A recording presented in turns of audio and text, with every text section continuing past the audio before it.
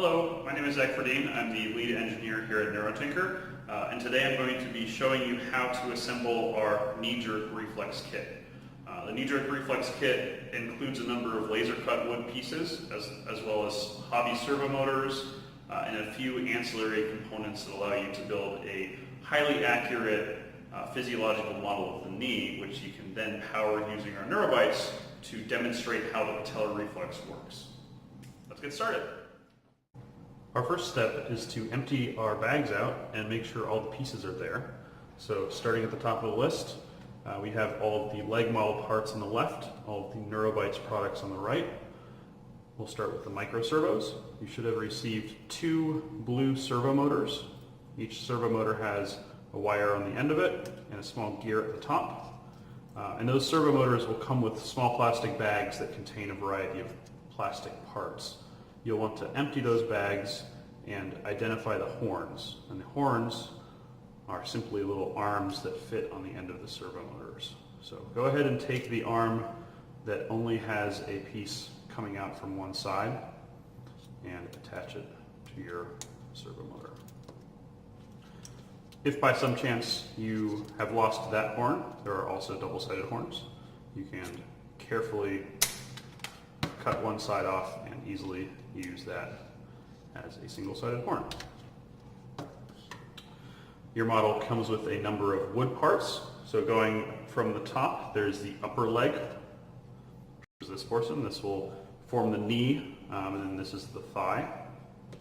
There's the lower leg, easily identified because of its sneaker silhouette on the bottom. There's the calf and the shin, and the top bottom part of the knee.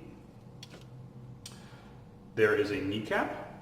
It's right here. It's 2 pieces. It's got several holes in it. There are 3 wedges. These wedges are used to secure the model together. There is a base, just a simple wooden base with 2 holes in it. And there's what we call the clamp. And the clamp is used to secure the touch sensory neuron. In addition to these wood parts, there are also several tendons, and the tendons are simply pieces of wire. There's a short tendon, and there is a long tendon. If you lose your tendons, or trim them too short, or otherwise bend them to the point you want new ones, any stranded hookup wire will work. Probably 22 gauge or higher, so fairly fine wire will be adequate. In addition to the tendons, there are 3 different types of O-rings. There are, 3 large O-rings. These are number 30 O-rings. There are 2 small O-rings, so not this one. 2 small O-rings right here, and those are number 6. And there's 1 medium O-ring, which is a number 40. And those are the numbers that are actually printed on the packages. So if you misplace an O-ring, you can go to any big box hardware store and go to the plumbing section, and you can identify the O-rings by those numbers. And finally, there are 2 quarter-watt resistors. Value does not matter. These are used as structural elements, and they are cheap and ubiquitous. So again, if you lose them, talk to your electronics lab, go to Radio Shack if you can find one that's still around, or give us a call and we'll send you fresh ones. On the NeuroBytes side, you should have 2 motor neurons. You should have 1 touch sensory neuron, easily identified because of its switch. And you should have 1 interneuron. All of these are labeled, so you can easily tell what type of device they are. You should also have 1 battery pack. Your battery pack may look slightly different than this. This is a newer model. It has 2 connectors. It has a power switch on the side and a power indicating LED, and you will need to fill it with 4 AA batteries. Additionally, you should have 2 long red excitatory cables. You should have a short inhibitory cable, which is blue, and you should have 1 short excitatory cable. And finally, you should have a black power cable. And because there are different generations of battery packs represented in your prototype kits, some of those battery cables will have a 5-pin connector on one side and a 7-pin connector on the other side, and some of them will have 7-pin connectors on both sides. So the proper power cable should be with the proper kit, but again, if any of these don't appear to be compatible or you lose one, please just let us know and we'll send a replacement. Finally, 2 common tools that may be useful during the assembly but are not absolutely required. A pair of scissors and some common electrical tape or other tape, and the scissors are mostly to cut the tape. Next, we'll assemble the knee joint itself. To do this, we'll need 4 parts: the upper leg assembly, the lower leg assembly, 1 large O-ring, and the only medium O-ring. These O-rings will form the 4 ligaments that make up the joint of the knee. Start with, take the upper leg assembly and the large O-ring and string the large O-ring through the slot at the top of the upper leg assembly, like so. Next, with your other hand, take the lower leg assembly and place its smaller slot and place the O-ring in the smaller slot on its side, like so. You'll notice that I have the lower leg assembly facing backwards, so the foot is aiming towards the thigh. Next, and this is probably the hardest part of the entire assembly process, you'll want to carefully twist the O-ring 180 degrees so the leg is facing the proper direction. As you do that, the 2 sides of the O-ring should be pushed through the lower slot of the upper leg assembly first, and then brought around through the lower leg assembly second. Now this is, again, a little bit difficult, but at the end you should have an assembly that looks like this. And when viewed head on, you can actually see in between the 2 wooden plates, you can see the ligament cross under where the kneecap will go, and those form the PCL and the ACL. Next, we'll attach the MCL and the LCL. To do that, simply take the medium O-ring and string it through the slots on the respective upper and lower leg assemblies, like so.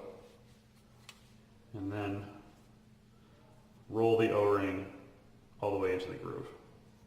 And if you've done all this, you should be able to very easily kick the leg back and forth. And you'll notice as it kicks, the joint actually slides. Now, in the actual knee, this is a sliding as opposed to a rolling joint because of meniscuses and so forth. But it'll have to do for us.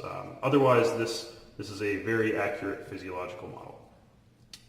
A few words of caution: when you're doing this assembly, the laser cut wood webbing that the O-rings wrap around is fairly thin. This is aircraft grade plywood, so it's fairly strong, but if you pull too hard, these tabs can break inwards. And if that happens, you'll need a new piece. And if that happens, drop us an email and we will get one in the mail and over to you as soon as possible. The other point to note is that you don't want to stretch the O-rings too much, as they are rubber and they can snap, but O-rings are pretty easy to find, and frankly the wood bits will break before the O-rings will anyway. And we'll I'll just add that this is still a prototype model, and it's likely that we'll be doing some minor changes to improve the strength of those bits of webbing. But if you do have any that break, again, let us know immediately, and we will send you replacements as soon as we can. Next, we are going to prepare the 2 tendons and the kneecap for installation into the leg assembly. So you should have your 2 quarter-watt resistors, your long tendon, your short tendon, the kneecap, and both small O-rings. We will start with the top tendon, the patellar tendon, and this is the tendon that connects the shin up to the quadriceps muscle and is actually responsible for pulling the leg up. You'll take your long piece of wire And you'll notice that with your kneecap, the kneecap actually has 4 holes in it. And what we'll do is we'll take the wire and we'll feed it into one of the edge holes.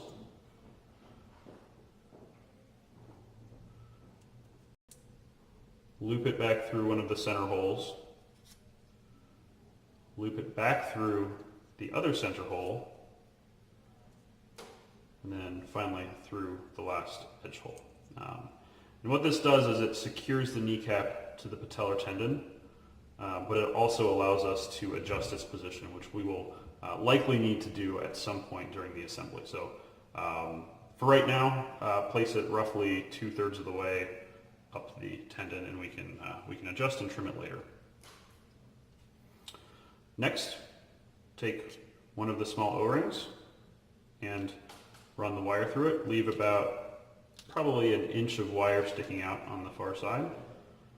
Bend the wire over and give the wire a few twists, like so. Now there are plenty of ways to secure this wire so that it doesn't unravel upon repeated pulling. I've found the easiest way to do it is to take electrical tape or masking tape or scotch tape or duct tape or any tape.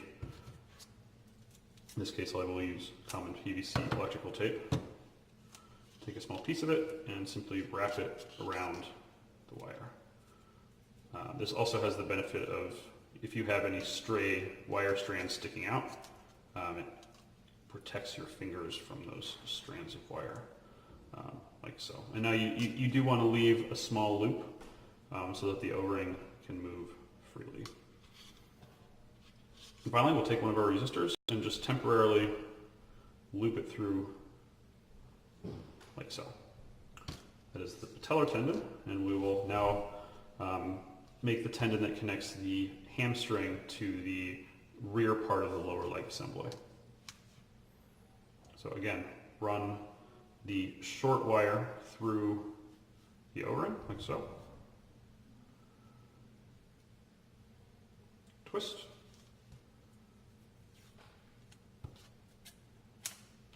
And tape.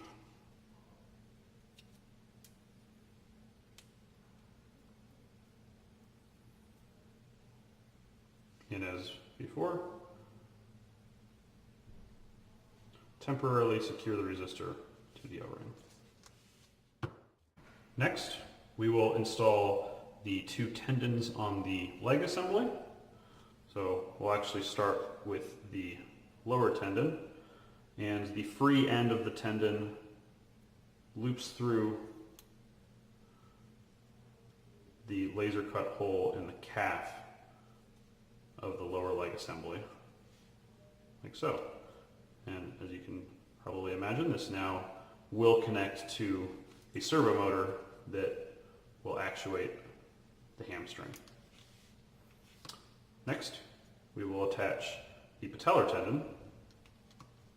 The patellar tendon runs through the kneecap, and the kneecap needs to be able to slide back and forth slightly. You see it's got this cutout, and that cutout matches the top of the knee joint. So holding the leg at roughly a 90-degree angle will hold the kneecap in place such that it's pointed, or it's pushed to the right, such that the knee joint bottoms out against the top of the kneecap. And now carefully bend the wire down, like so.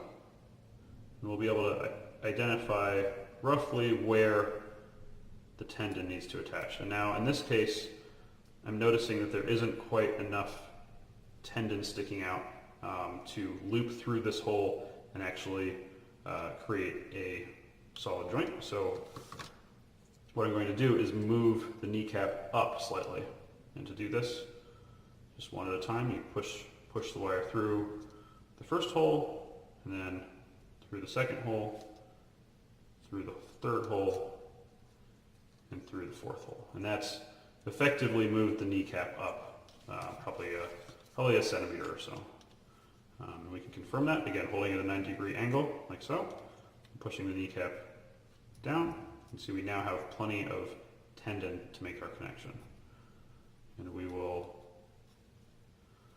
holding the assembly as it was before, we'll place this through the hole and squeeze it slightly just to make the joint permanent. And now we'll give it just a few twists. It doesn't need that much. And you can see this is still loose. You don't want to twist it so much that it's tight against that joint. And what I did just there, after I twisted this, the kneecap had a tendency to want to be upside down. So you just twist it until the wire kind of remembers the orientation we want it to be in. And of course it became slightly unraveled, so we'll just reattach it. And as with before, we're going to go ahead and tape this one. I did leave the hamstring connection untaped. It's likely that when we install the servos, we'll need to adjust that one a little bit. So I'm just leaving it undone for now. You're going to find that this model is one that during the assembly process does require limited adjustment to tendon lengths especially. No worries, it's easy to do. You just may need to do it a little bit. Now we can kind of start to envision how this is going to work. So it all makes a lot more sense when everything is tightened up.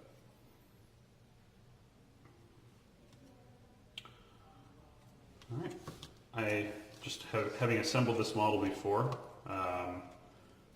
we're going to need this O-ring to be quite a bit further this way. So I think what we're actually going to do is undo this joint right here.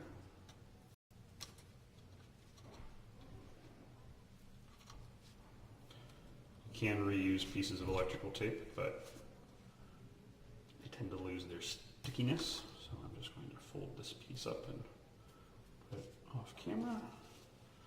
And now, when the time comes, I will be able to move this O-ring further down that way.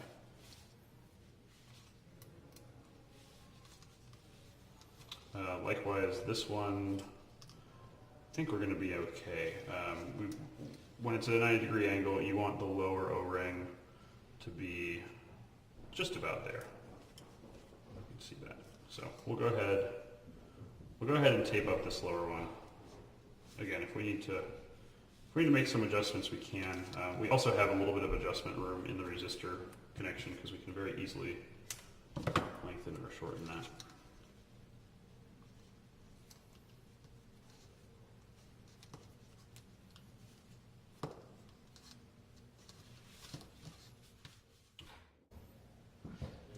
In this step, we're going to attach the touch sensory neuron to the partially assembled leg model.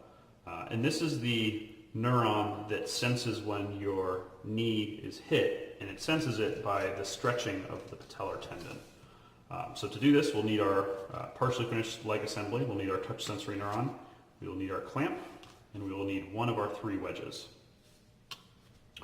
So to do this,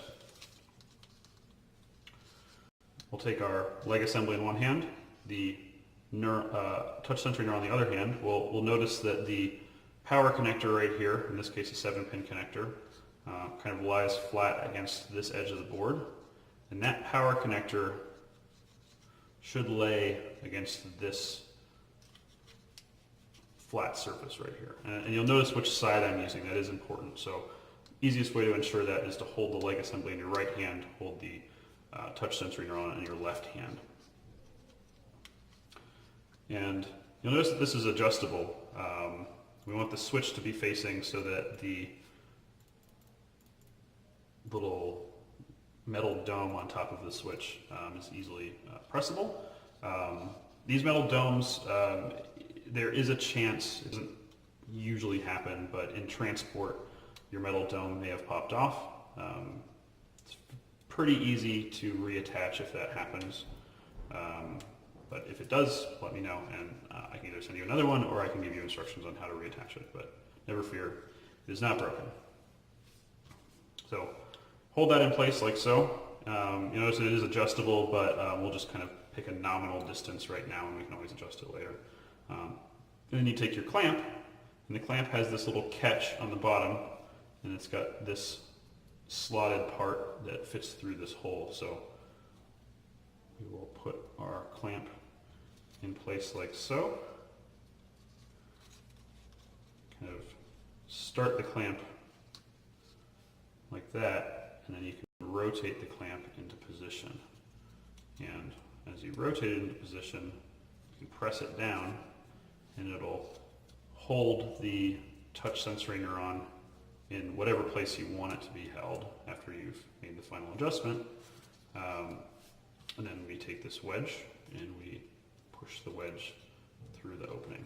For right now, don't push it down very far. It's okay that it's a little bit loose. That'll allow us to adjust and fine-tune this position, at which point we will push the wedge in a bit further, and that'll make sure it doesn't move anymore. Next, we will install our 2 micro servos. And these servos act as the muscles, so they're what actually pull these tendons and cause the leg to move. So for that, we'll need our partially completed leg assembly. We'll need the 2 micro servos with the horns, and we will need the last 2 O-rings, and they should both be large O-rings. So for starters, take one of your large O-rings and carefully thread it up and around the left portion of the leg assembly until it fits loosely in these 2 grooves. Might twist a little bit, as mine has done. That's not a problem. Next, we're actually going to pop the horns off. We mostly put the horns on just so that we can store them somewhere and not lose them. And you'll notice that the face of the motor has these little cutouts that fit these cutouts. The quadriceps motor neuron, the muscle, or the muscle, when you're holding the model like so, you're going to want that to face you. And as you insert it, it's a fairly tight fit, you're going to want to lift that O-ring up like so, so that it captures the back of the servo. Likewise with the hamstring servo, we will pull the horn off temporarily, and then the hamstring servo actually goes in the other direction. So it goes in from the front side, and again we're going to want to pull that O-ring up so that it captures the servo. And of course, the second you do that, the other servo will fall out because you need 3 hands to do this. So perhaps a little bit of teamwork is in order, but should be able to get them secured. And once you've done that, you can take the last remaining O-ring and string it around through the groove on the other side of the leg assembly, like so, and that will hold the motors in place. And for right now, we're not going to attach these horns yet. Just hold on to them. Next, we're going to zero out the servos and attach the horns and secure the tendons and do some final adjustments before we actually put the model to the test. To do this, we're actually going to take one of our motor neurons in our battery pack, cable up to the battery pack, and you can go ahead and turn the battery pack on so the LED is on, and connect the power cord to the motor neuron, which should just glow green. And then we're just going to connect these 2 motor neurons temporarily, or these 2 servos temporarily to this one motor neuron. And that's just so that they go under power and the servos move to their home position, so we know where they are at rest.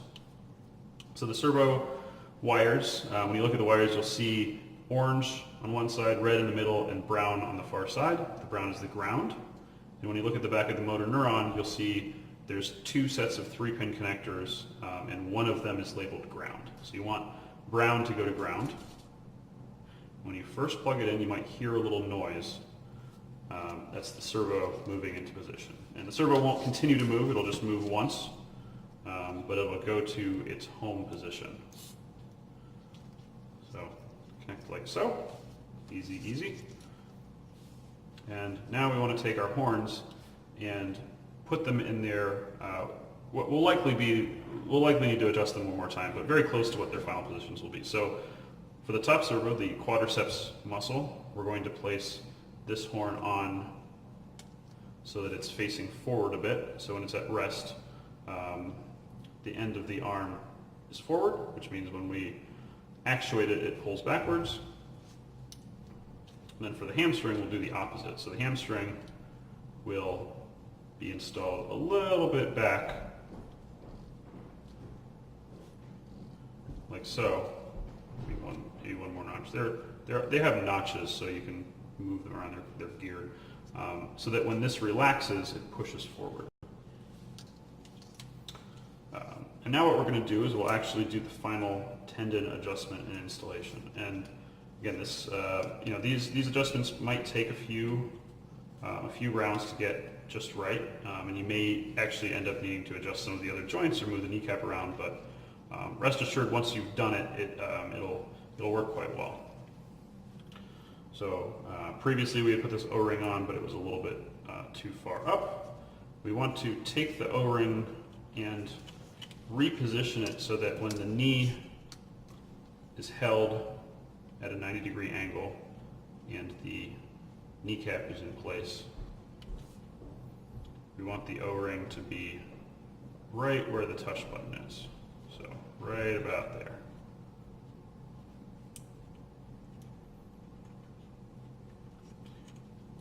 I'm going to move that around. I actually, for this demonstration, just grabbed a piece of wire, and I think I grabbed a piece of wire that was a little bit on the big side. So I'll get some wire clippers and shorten it up.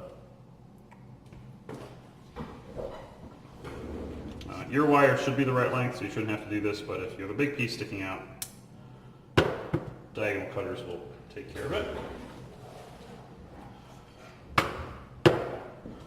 And before we actually secure it in place, we want to test the model out a little bit. So holding the leg at a 90-degree angle,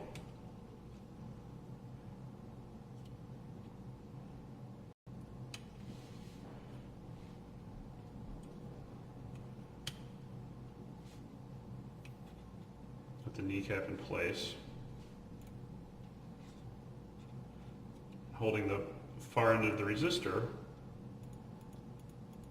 should be able to arrange it so that when the knee is struck, the O-ring stretches and the end of the O-ring closest to the knee presses the switch. So it looks like we're just about there.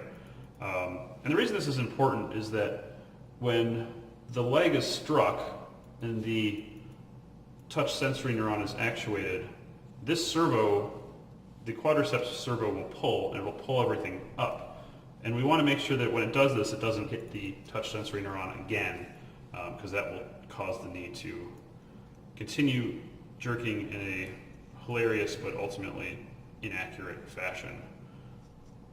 So I think we actually have it pretty nicely dialed in as is. And you can see kind of twisting the leg of the resistor so that the O-ring is perpendicular to the upper leg. You can see it's just a little bit too close to the servos. So I'm going to pop the resistor out. I'm going to add just a couple millimeters. Don't worry too much about the tension at this point, because we can always take it up when we connect to the hamstring. There we go. So now, see, when I hit it, you can hear that. The switch is actuating. And the switch makes a clicking noise whenever it actuates, so you know that it's working. Now we can flip the model around, and we can just pull the hamstring back until it takes up pretty much all the slack. It looks like when I flipped it over, this may still need just a little bit of adjustments, but let's go ahead and attach the hamstring just to take the tension up, because it's easier to deal with when that's done. So, and I use the top, or the furthermost hole in the servo horn. You could use a different hole if you wanted to, but the leg wouldn't kick as far. So I suggest using the furthest range hole. And the resistors can just be temporarily bent into place. So, yep, and you can see that, like I said, this needs to be adjusted just a little bit. So what's happening is after it actuates, this is flopping down and it's no longer hitting the switch, but we can actually adjust the switch's location a little bit. So we'll loosen the wedge just a tad, and we'll drop the switch down. So now the switch just moved down just a few millimeters. Now when we hit the button, perfect. I think this is a good spot, so I'm going to push this wedge in pretty far. You know, don't go crazy on it, but you want to make sure that this switch doesn't move at all. There you go. Okay, now we're going to do a few final assembly steps, and then we're going to actually build the circuit and test it, make sure it works. So first, the step that I forgot in the last step, which is to tape the patellar tendon so that it doesn't come unraveled. So our last piece of electrical tape that we'll need, clip it off like so. And you know what? We don't need that much electrical tape.